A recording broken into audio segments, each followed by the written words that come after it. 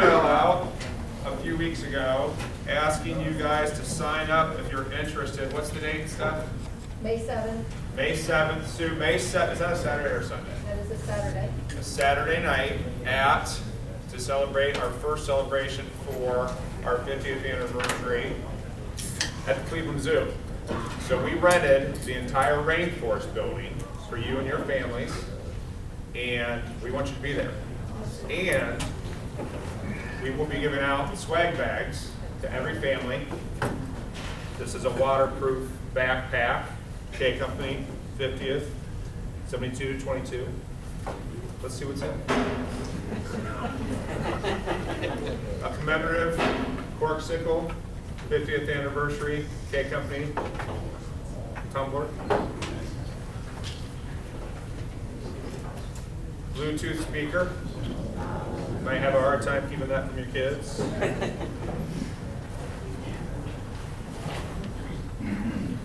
A organizer for all your phone, cables, whatnot. Nice. I don't hear any who's and ahs. What else we got?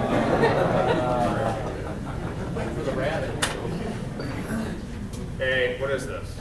A solar charger. Solar, USB charger, iPhone, iPad, no power, put it out in the sun, charge this bad boy up.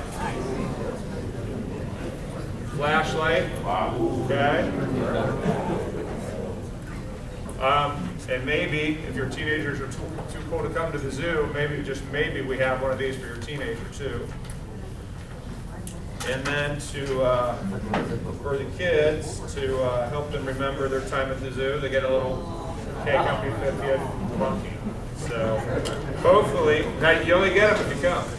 So It's one per employee, one bag per employee, not necessarily. yeah, one per, right. So K Company 50th at the zoo. We hope you can be there.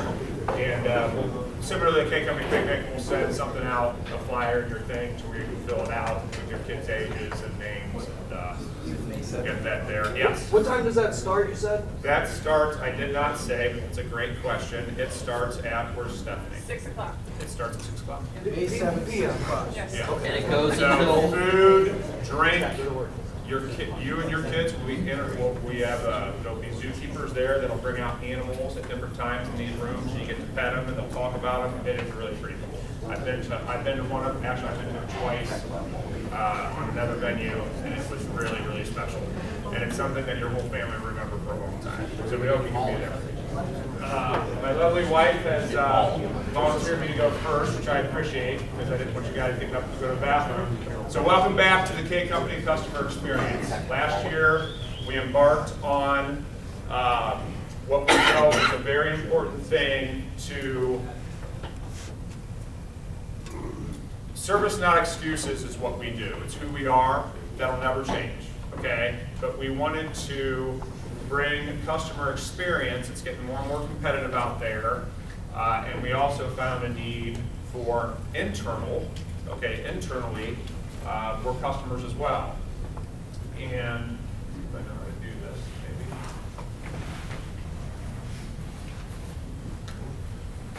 All right, I should do it this way. A customer is anyone that relies on you to do their job. So I rely on all of you to do my job. A lot of you rely on me to do your job. And it goes on down the line.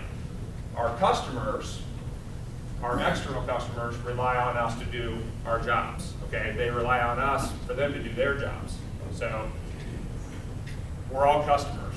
Okay, so we felt that both internally and externally, we really wanted to explore this, and that's when we introduced why are we doing this? We want this to be the best place to work because we want to retain you guys. We put a lot in to you guys as far as training and professional development.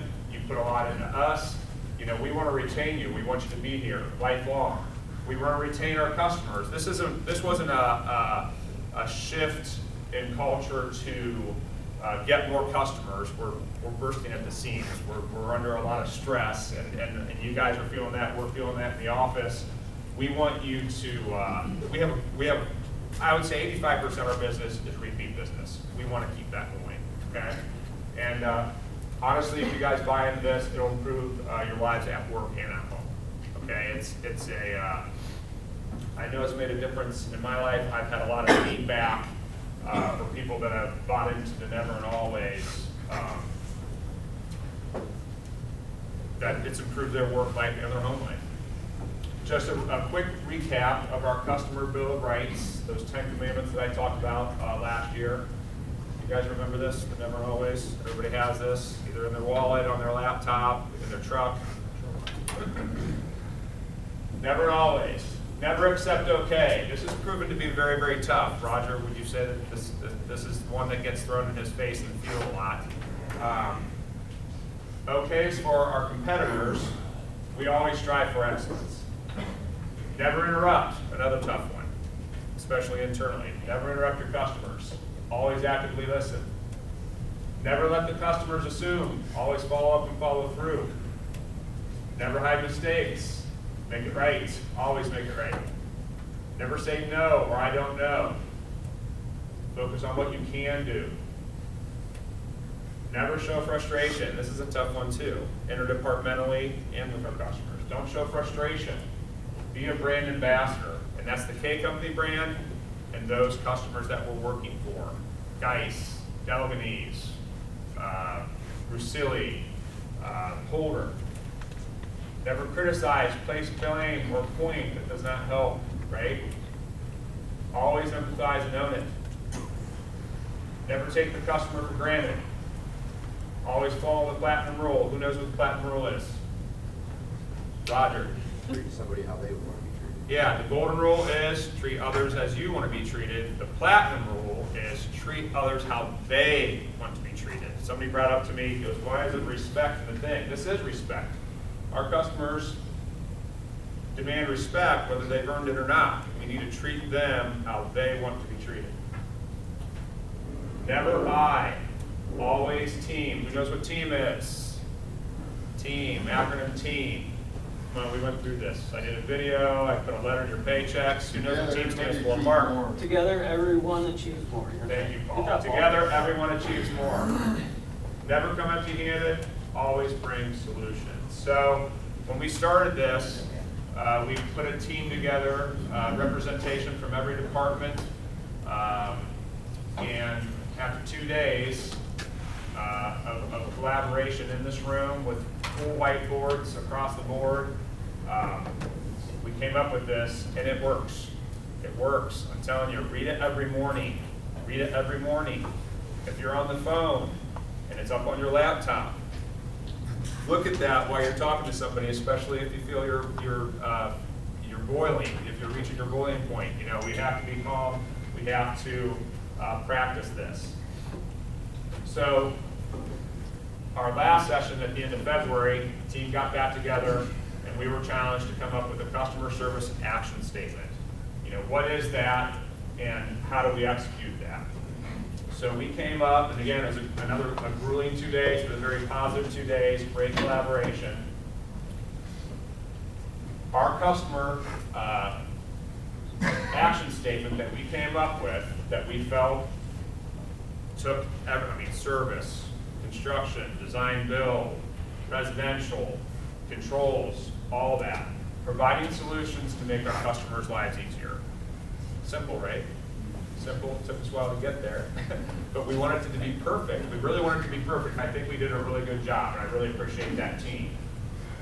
This is what we want you to buy into. This is what we want you to live every day. How do we do this? We established 3 pillars that hold up this action statement. How do we interact with our customers? What is our expertise? How do we go above and beyond? After discussing it, we decided to order it. How do we go above and beyond? What is our expertise? And how do we interact with our customers? How do we go above and beyond? We have to be dedicated. What's our expertise? Our expertise is solutions.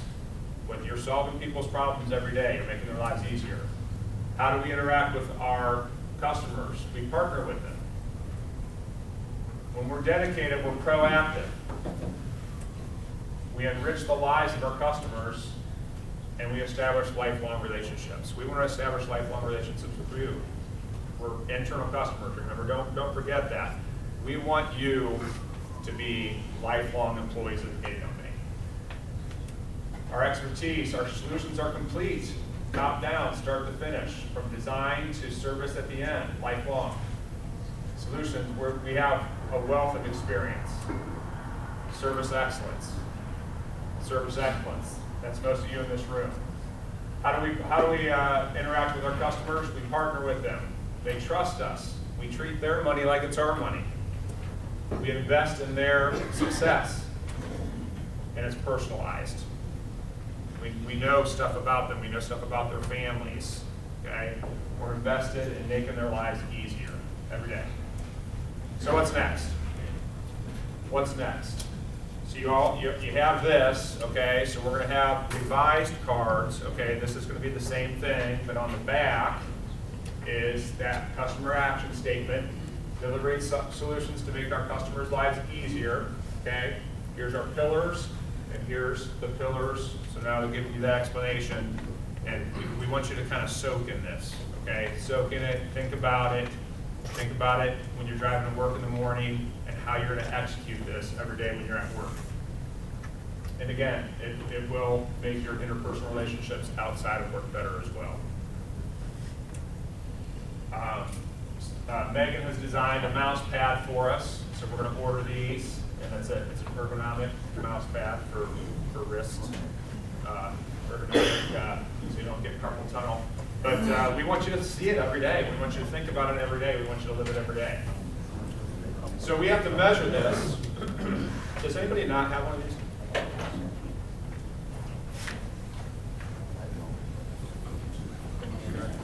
Volunteers, somebody pass these out. Okay. Raise your hands again, Caleb, we'll hook you up. So next steps, and Joe, if you want to make your way up. We want to be able to measure this, okay? And I know, like anything that's new, we have to get traction. So starting in April, we are going to challenge you. I mean, start right away. And other people have. Mark, where's Mark Barton? Mark Barton said, man, he said, this has really slowed me down and made me think, and I've seen this work. I have seen it work. So what we're going to challenge you to do is, as you execute the Customer Bill of Rights, whether it's internally, externally with customers, if we get a customer call in and say, wow, this guy knocked it out of the park, and we can relate those never and always statements to how you operate in the field or how you operate within the office, we're gonna log it. You report that to your supervisor. So one of you guys talk to Mark or Mark. My solutions group, construction group, you can come talk to me. They can report it to a project manager. We're going to log that into a spreadsheet. Date, who the customer was, what the situation was, what never and always statement was applied. Maybe they're multiple. Your name's going to go in a hat. And quarterly, we'll pull 4 or 5 names out, and we're going to give you a prize, whoever gets pulled. So the more you do, the more you execute, the more chances you have. TVs, iPads, what are some other examples? Gift cards. Anything that we can do. Yeah, I mean, if you've been to the K Company golf outing, a lot of the prizes we do with that Prizes, that's are kind in of there. what they'll be. The picnic prizes, those kind of things. So just to sweeten the deal, you guys want to do it anyway, and we're trying to sweeten the deal. And the way we're going to, we have a customer experience coach. Frank Barrow has done a good job with us. He's led us on these team sessions, developing this content. But yeah, we want you guys to buy in. This isn't going away. This isn't flavor of the month. This is every day. We're going to talk about a lot. This is not the last time you're seeing this. We're going to talk about it at service meetings like this, and we want you to share those stories. Any questions? No? Straightforward. Thank you for your attention. I'm going to give it over to NPI now as they talk about. What did I talk about this morning? We are talking about drugs in the workplace. Drugs in the work, drugs not in the Not workplace. drugs not. I get my swag back, I don't run it out of here pretty quick. Don't think yet. Thank you for your attention. Well, yeah. I'm Sharon Bauer, and I am the owner of NCI, American Association, but we also do trainings. I trained most of you probably a couple years ago on the same subject, so I thought that I'm going to add a couple refreshers. Can you hear me okay? Louder. Louder, okay. And a couple refreshers, and wow, there's a lot of people. And we'll take questions at the end. So this is Sarah Stutzman. She is my right hand, and she's going to help me through this. She's one of my investigators. So we're going to talk about this being your work being a drug-free. Can you hear me okay? A drug-free zone, because it's what it is, right? And I'll show you exactly why.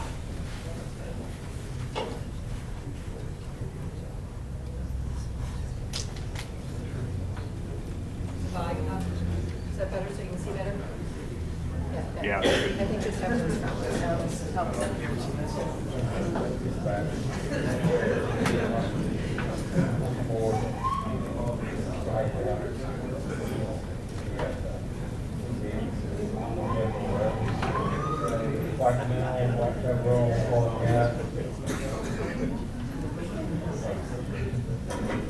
Sir, left side of the road, stop now.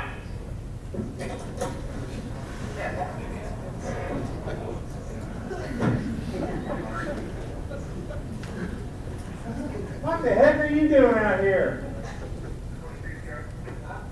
I'm working a job site right there, man.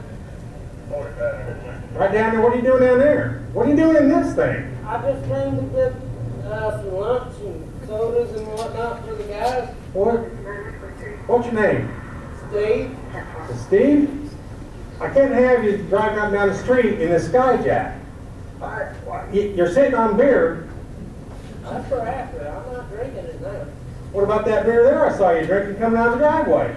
Oh, man, I'm thinking that one was from earlier.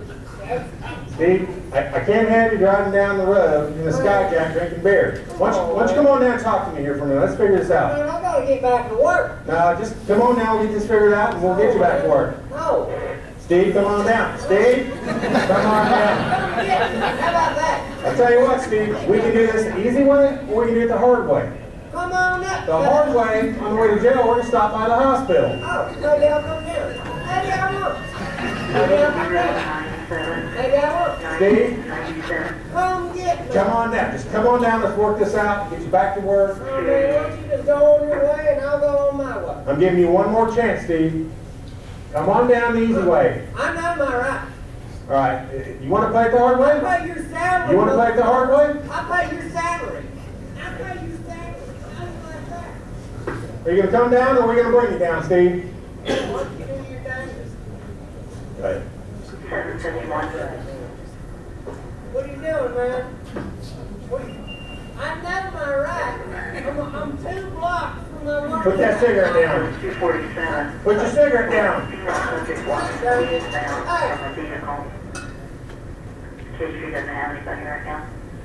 Want me to come in, or you wanna come over here? Hey, wherever you get. Come on, man. Hey, come on, bring it down. Well, stop resisting. Stop resisting. Don't fuck up my beer now. We could have did this the easy way, but no, you had to do it the hard way, so. Oh, my balls. We said it was cool. Oh, down there. That was cool. Come on, man.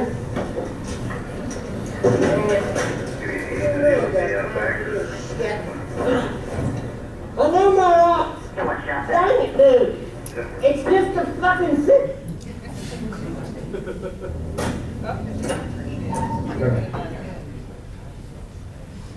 Okay, I should be able to wrap up and that's it. Okay, because that's what happens, okay? And we'll talk about that, we talked about that before, what drugs are and alcohol and even tobacco and caffeine and things like that. But we'll start with just a refresher on what are drugs.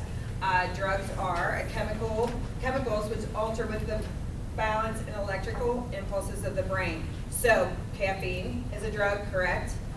There are legal drugs, there are illegal drugs, there are anything that messes with your brain. So we're going to talk a little bit about, if any of you, hopefully you guys remember my talk, was it 2 years ago? Okay, so I explained pretty much, I went through what drugs were and how they affect your body and stuff. This here is just a little bit of a refresher that all drugs, including alcohol, need a sort of diluent or an adulterant. Like you'll never get a full form of moonshine isn't even straight alcohol. So you'll never get a full form of any drug. So it is either diluted or it is an adulterant is added to it. And that comes important, that we're gonna bring that up later with one of the problems that we're having across the nation right now. So caffeine is a drug. I have not had my coffee yet. And I am going to get a headache probably. How many of you have that problem? Right. But you probably all had yours already. Yeah, so you know what? I mean, like after work, because we saw Steve, right? And what happened to Steve? So that's a great example of, I mean, it is funny, but it's a great example of why we don't use drugs, alcohol, things in the workplace. Did you hear him say, call my boss at the end? Do you really think you could call any of your bosses and, and say that? So that there was it was a nice example of, and a funny example of what can happen. Because like I said, drugs alter your brain, and so you make decisions that you really shouldn't probably make. So we're gonna start right with the big doozy one, because this is, yes, medical marijuana is a thing now. We're going to talk a little bit about it. A lot of people think that it's socially acceptable. In the state of Ohio, it is not considered socially acceptable. It's just for medical use. And it also is covered under DUI sections for, and I'm not going to go through and read this, but you can, and I highlighted for a DUI how much marijuana, THC, that you have in your system to get a DUI, which is one of the reasons why the K Company they have a no cannabis policy. It stays in your system for a long time. Actually, according to the Mayo, this is how long it stays in your system.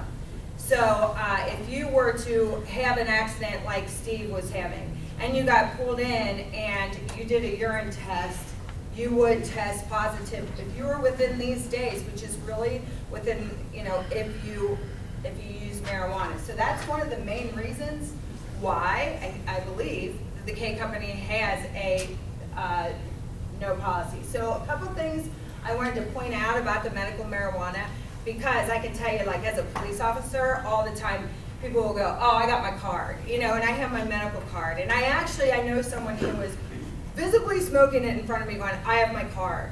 Well, in the state of Ohio, smoking, no matter, regardless if you have your medical card, anytime you put a flame to marijuana, it is illegal, regardless of if you have a medical marijuana card or not.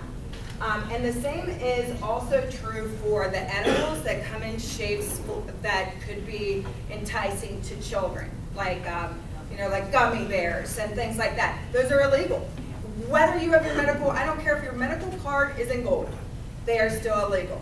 So I wanted to get marijuana off, because so many people are like, you know what, it's legal, it's going to be socially legal. And once it is socially legal, you're still going to have those same restrictions. You're still not going to be allowed to smoke it at the K Company, because things like Steve was clearly drunk. But I can tell you that if he was high, he'd probably be like, yeah, come get me, I don't care.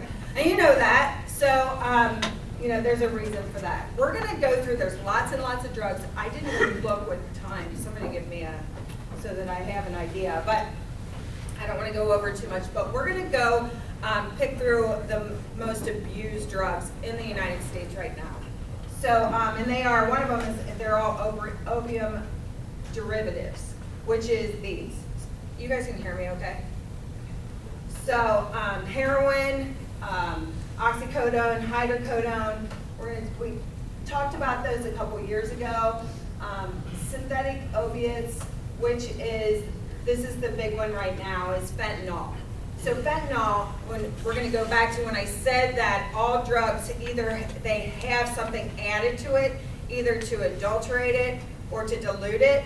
Well, a lot of dealers right now, what they've been doing with heroin is, because heroin is an epidemic in the United States, what they've been doing is adding, not methamphetamine, fentanyl, I'm sorry. They've been adding fentanyl to the heroin. Okay, so like I said, we've had this problem in the United States for 4 years. I'd say roughly 4 years. And now our dealers are adding that much fentanyl can kill you. So when they're adding either the baking soda or the fentanyl, people who use that have no idea which one is added. Which one is added. So it's creating this problem in the United States, is overdoses. And overdoses happen on the job sites. Overdoses happen, you would be very surprised how many people are actually addicted to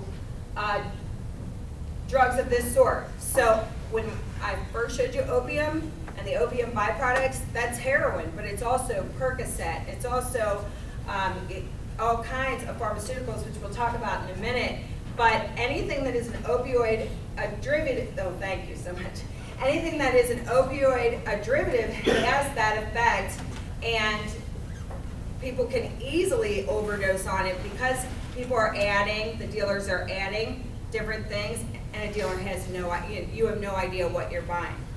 Does that make sense? So naloxone, I talked about that. I have it in my car. I don't have any family member, praise God, that I know of that is addicted to an opioid. But I can tell you that it's a very easy fix. But now, because of fentanyl, some people are taking 3, 4, 5 doses. I keep 1 dose in my glove compartment just in case, I don't know, I'm in a restaurant and somebody says somebody's in the bathroom and they OD'd. Or because it happens, nobody plans for it to happen. So we have to be, we have to be proactive on that. And that brings up methamphetamine. So methamphetamine is the most commonly illegal manufactured drug in the country. Now the thing about methamphetamine is heroin, what happens with drugs in the United States is that it'll be, cocaine will be really, really popular and for like a year. And then heroin will get introduced, and then heroin will overtake cocaine. And then it'll go back to cocaine, and it changes like every 2 years. It's sort of like the economy changes. Who can afford what? So methamphetamine, heroin was such a horrible problem. It's been a horrible problem. We have people who were dying of fentanyl overdoses. So methamphetamine has come back. So about 5 of them never left. But I mean, come back as far as going to the top of the list.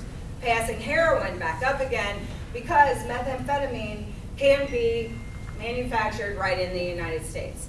I will tell you that, however, though, right now and over the past year, like I think it's 13 months, the last 13 months, we don't see these.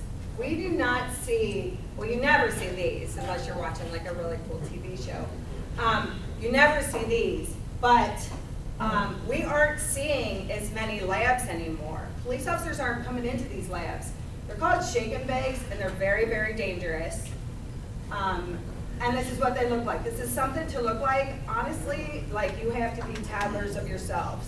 So this is something to look for in a byproduct. It's called the shake and bake. However, methamphetamine, it is made that way, but you have to collect all different kinds of, it's a whole other class, but you have to collect all different kinds of things, put it together, gas it, do all this stuff.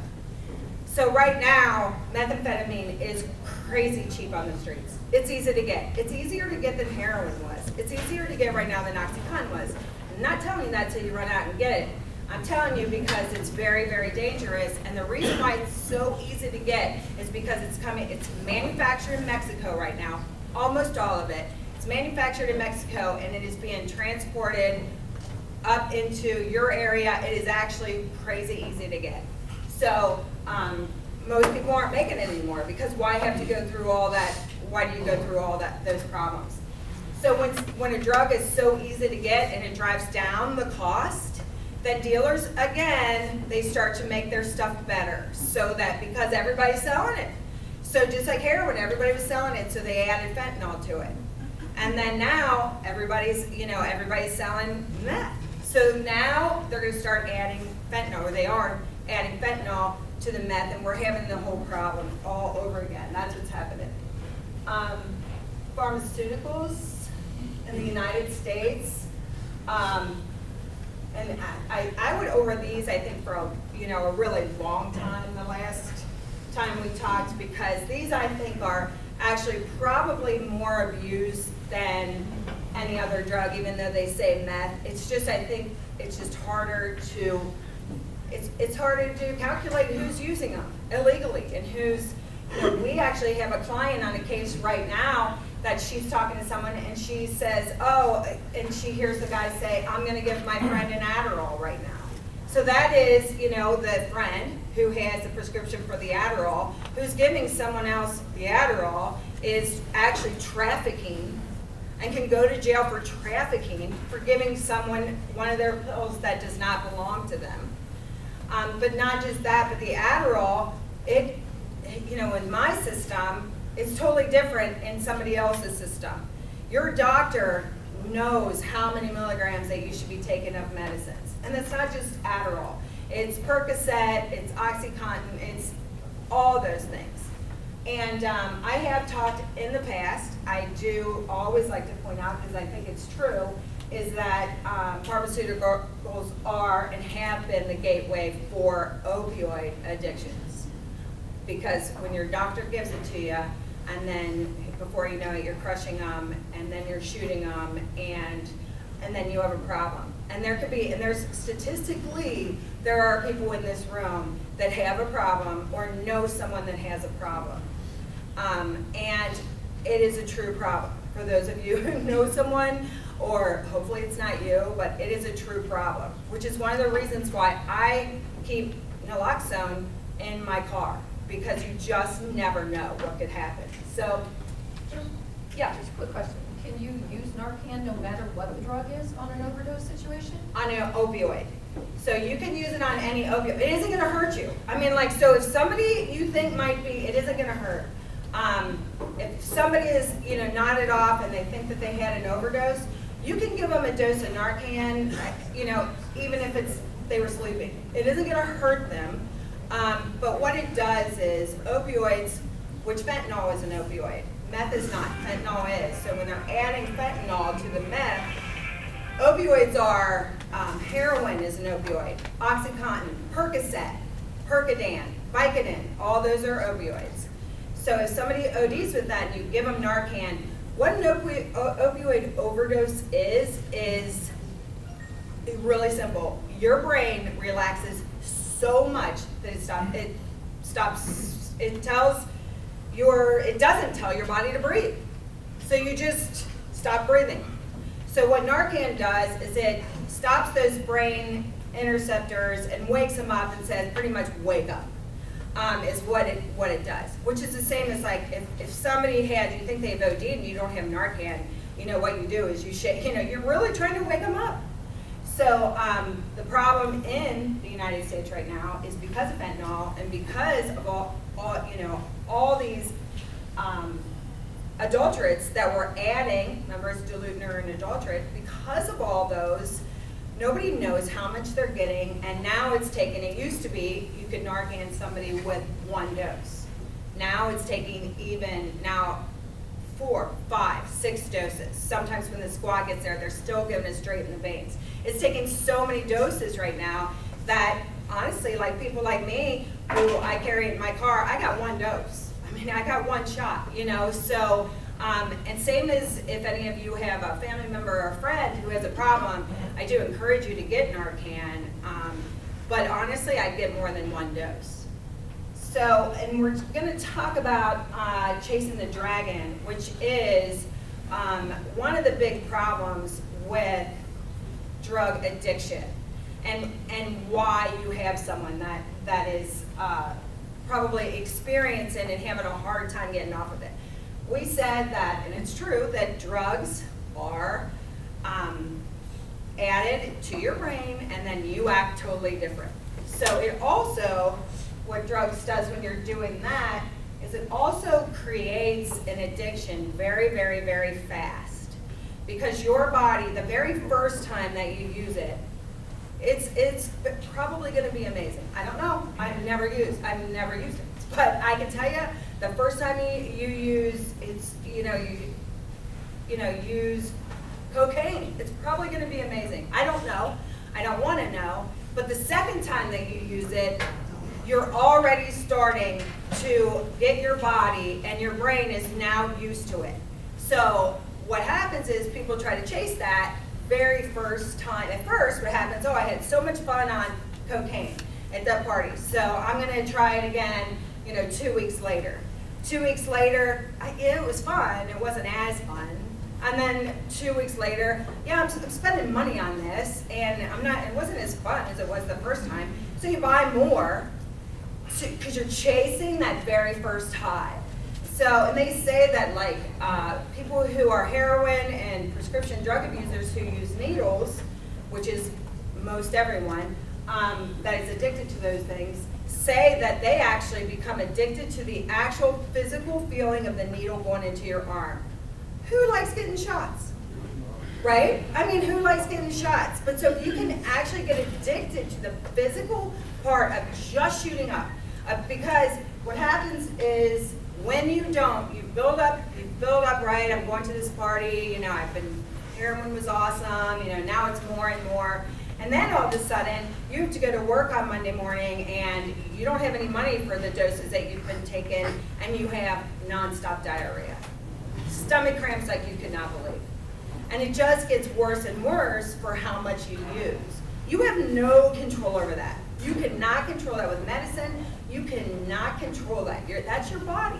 And that's your body saying, hey, Joan, you need an opioid right now. Like the only thing that's going to make you feel better is an opioid.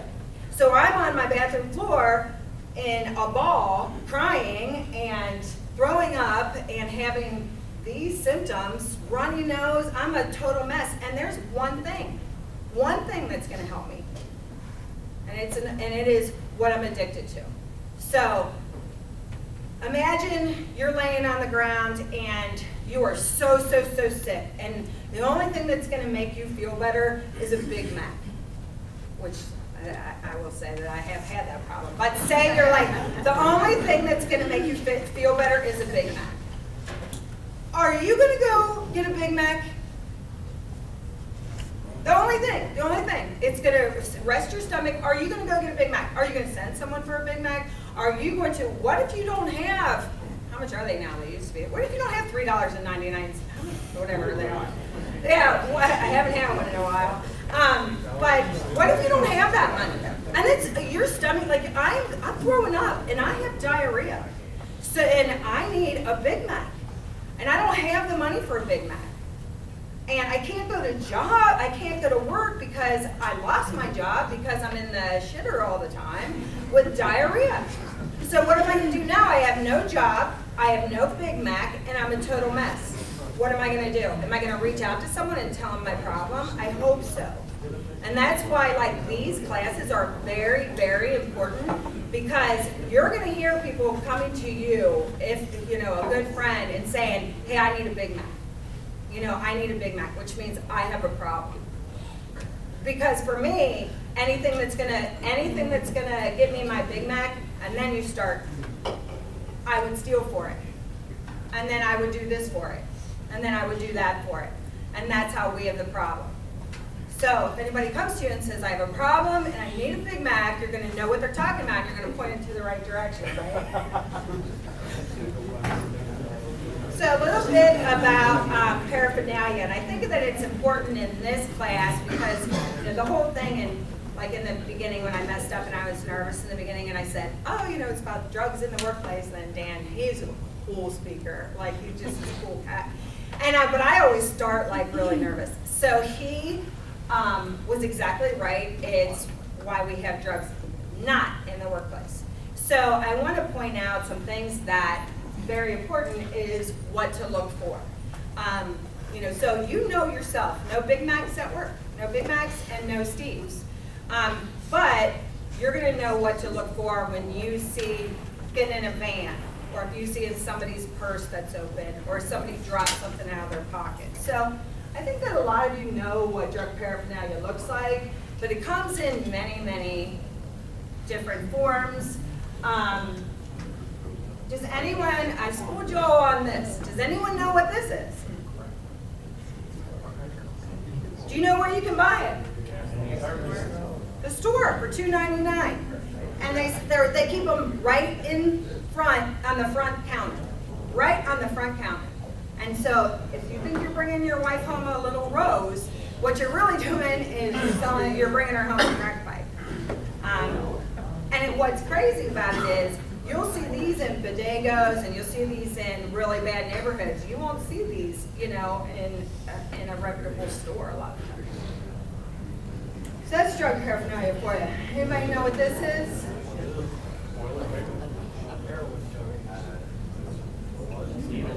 Heroin junkies. Heroin junkies do what? Clean their needle off. Yep. In Burger King, in McDonald's, in all public restrooms, all of them. Take off the sheet to the toilet paper roll. This is a big problem, right? But that is how I'd say most needle users are cleaning off their needles. So yeah, you might want to bring your own toilet paper, or you might want to just, I don't know.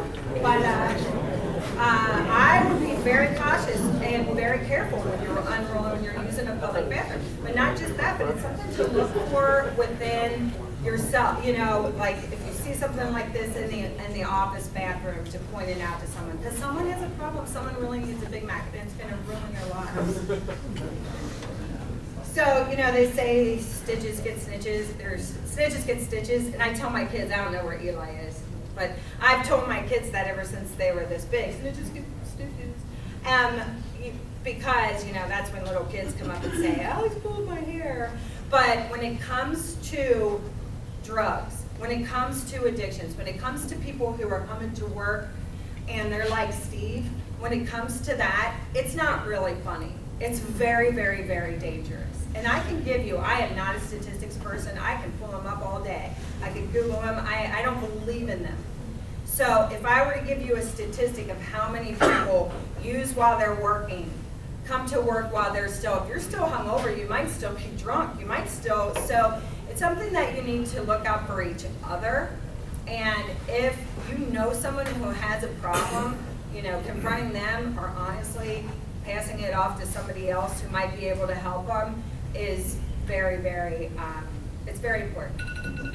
So, oh, there you go. How about that for an alarm? So that's pretty much all I have about the presentation, but if people have questions, I'd be happy to take them. I think I have time. I'd be happy to take questions, or if somebody wants to add, like, hey, look for this or look for that. I would love for that participation. You guys just want to watch the video again. Is there, just as parents, are there signs at home with your children that maybe you could expand on? Yeah, that's a great thing. So at home with your children, not just children, but your spouse, or your roommate, or your friends.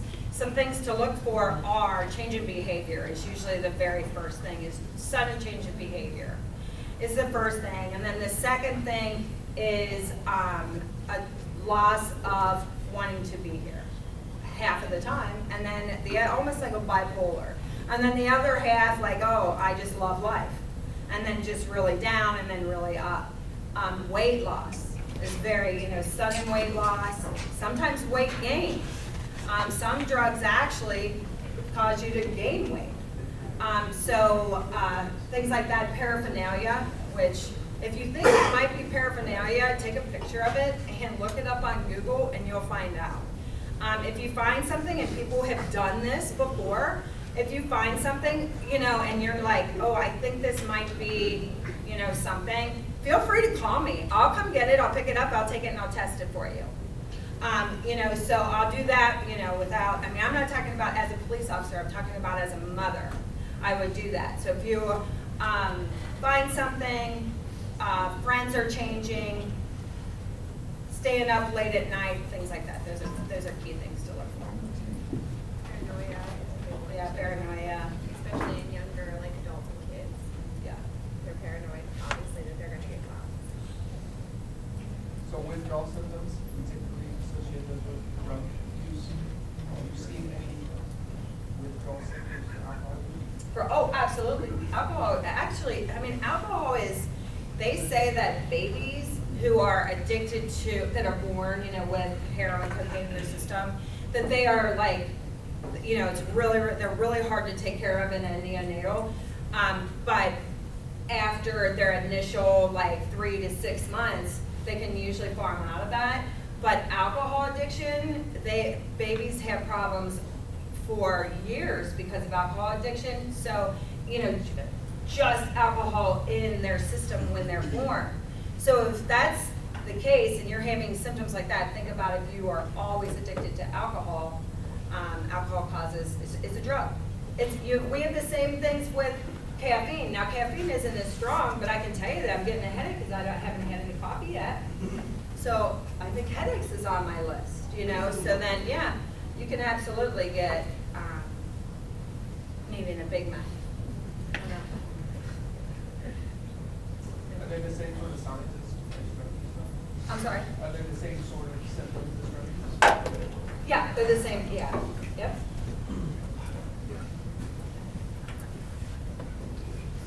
Anyone else? Anyone? Yeah. What if somebody uses that toilet paper and has whatever kind of reaction, how can you figure out, you're walking to the restroom in the restaurant and comes back, and sits down and has some weird reaction, what signs when you do, 911 it obviously. Well, yeah, and you know what, and you think, oh, that's just, disgusting and it's dirty, but it could be somebody who just shot up fentanyl, and you could have unrolled the toilet roll, and you could be, I showed you how much fentanyl it takes for an overdose. You remember the penny? That's how much it takes. So, and you're gonna have no clue what's happening, right? And so I would say, what are the odds? You unroll it and you happen to be on that one spot, but I don't know about your luck, that's my luck. If it's gonna happen, it's gonna happen to me. So, the best thing is knowing what an overdose looks like, and it is going to sleep. It is your brain just going, and you're just nodding off. So Dale, from a personal aspect, and I, this is probably 7 years ago, but we had some friends over. We were at a picnic. It was the summer, and we had a friend that, unbeknownst to me, but Joan saw the signs, was addicted to opioids, and she went upstairs and raided our cabinets and found an old prescription for oxycodone. Is that what it was? Well, she came down, and her eyes were just fluttering. She was blinking a lot and just lazy, and she told me, and I'm like, no way. Sure enough. Now that girl got clean and apologized, later, but yeah, just being aware, that's why we do this, you just gotta be aware. Can I just ask where the sign-in sheet is right now? Has it made it all the way around? Yeah. No. I haven't seen it much. I was just wondering, you were talking about a Big Mac, were you actually talking about a Big Mac, or is that a nickname for restaurant? You can still go to McDonald's for lunch today. You can still Next time, NBI is bringing Big Macs for everybody. They're not Big Macs. I hope not. McDonald's stock gets dropped. Everybody sit tight. This has to get all the way down, so sit tight. I got a question. Yeah. Is the Narcan expensive? What's the shelf life? Well, the shelf life on Narcan, they say that you shouldn't keep it out in the sun. Everybody You don't have to sit tight, don't leave. refrigerate it. And it has I used to know the exact shelf life because I wrote the protocol for police officers and taken it. I think it's Sign the 9 back one, months. not on that. I've had mine, it's sort of like, is your Advil gonna work after the prescribed date? Yeah, it might be less, but try it anyway, it is gonna go bad. There are lots of places that you can get Narcan for free. I believe you can get it now at a pharmacy. You say that you have someone with a problem, you can go to the pharmacist, ask them for Narcan, and I believe you just sign something and they give you it now. So you just swipe your ID or repeat your ID, sign it, and give it to you.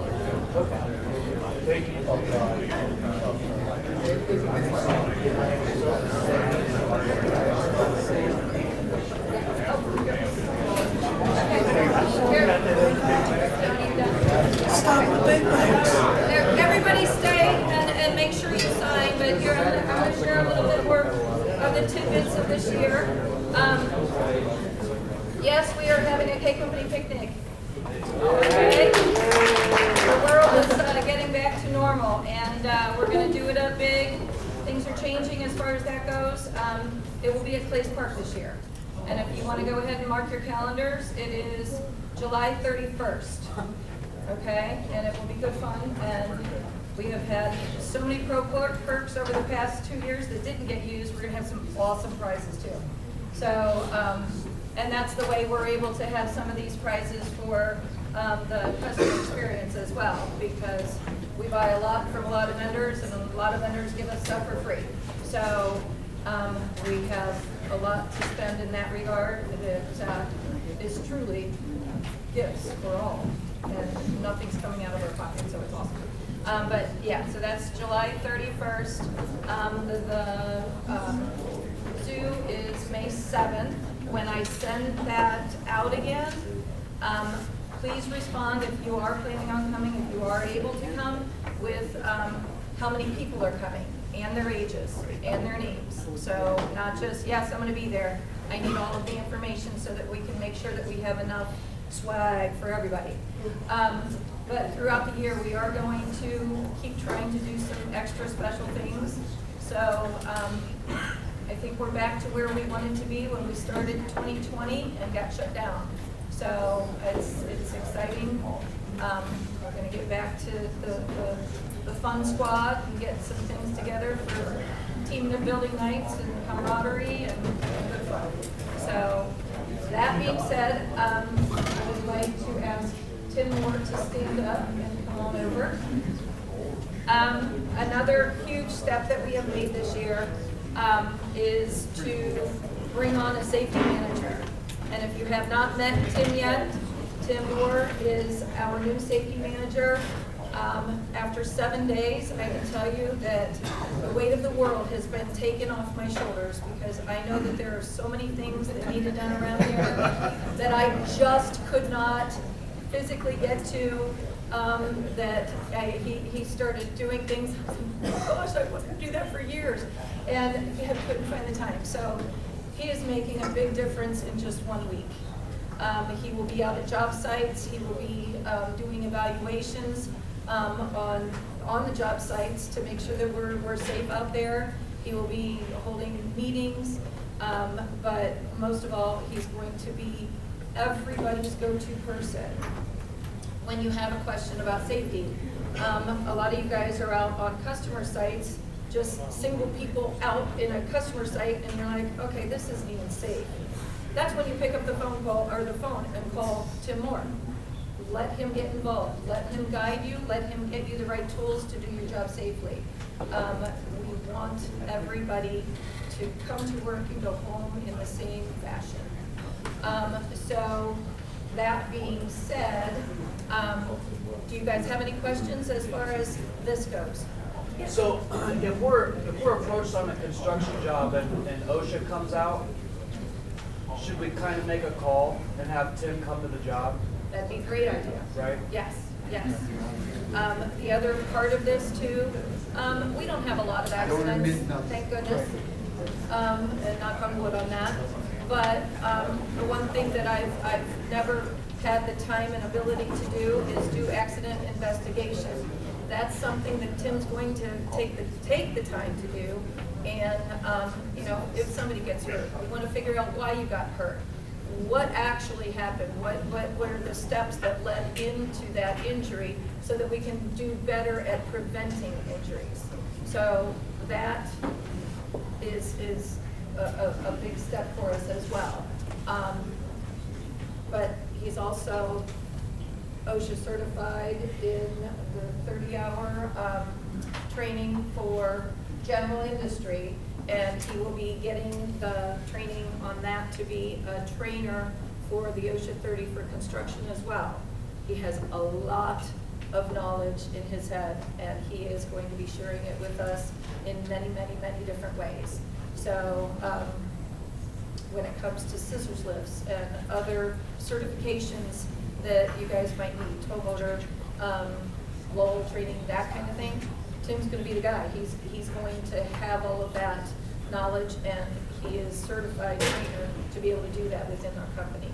So, you know, working with Dale, he will do all of that together, and that will take a little bit of stress off of Dale as well, so that he can do everything else that Dale needs to do. So, any other questions? You need to look up there at your wall. Big time. Okay, okay. You need a pole vault to get over. You know, Okay. Off 32-foot ladder. You and I have talked about this before, and you were going to get me some Nothing ever information. happened. Oh, yeah, we have. You were going to get me some information. I don't think you were. Oh, I was. I didn't tell him. All bounced back over there. Just Okay. internally, Susan, Tim's Yes. going to be, from PM's estimators, CAD department, Tim's going to be a part of our peak bird meeting and our project kickoffs.